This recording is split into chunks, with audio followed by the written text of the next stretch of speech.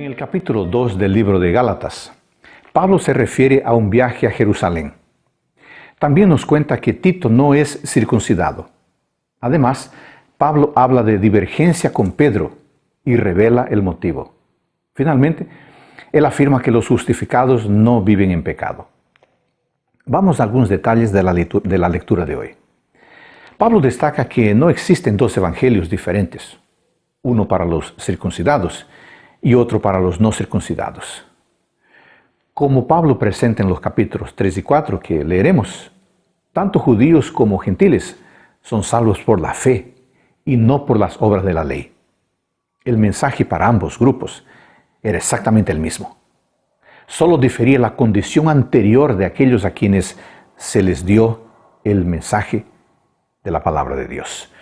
En el versículo 11, Pablo dice que resistió a Pedro porque éste se había vuelto reprensible. ¿Qué había ocurrido? Ya se había tomado una decisión acerca de las ceremonias. Pablo, como apóstol, justifica su argumento de no exigir que los gentiles fueran sometidos a las prácticas legalistas judías. Pablo, Bernabé y otros dos fueron elegidos para llevar la decisión del concilio a Antioquía. Por el hecho de que Pedro haya sido favorable a la decisión y sin duda haber concordado con ella, difícilmente se podría decir que había una controversia entre él y Pablo. Ellos estaban de acuerdo.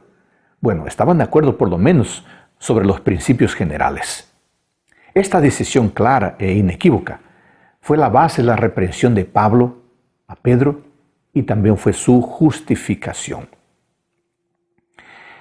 Ocurre que el modo de actuar de Pedro, Bernabé y de otros judíos causaba confusión, causaba división en la iglesia. La reprensión fue pública porque la ofensa había sido pública. Todos o casi todos estaban involucrados.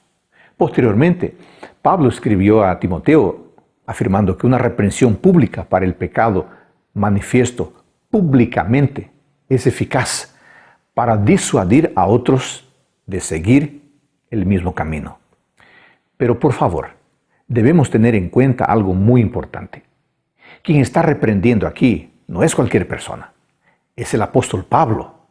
Y el apóstol Pablo no es un crítico profesional, él es un misionero comprometido totalmente con la misión del Evangelio.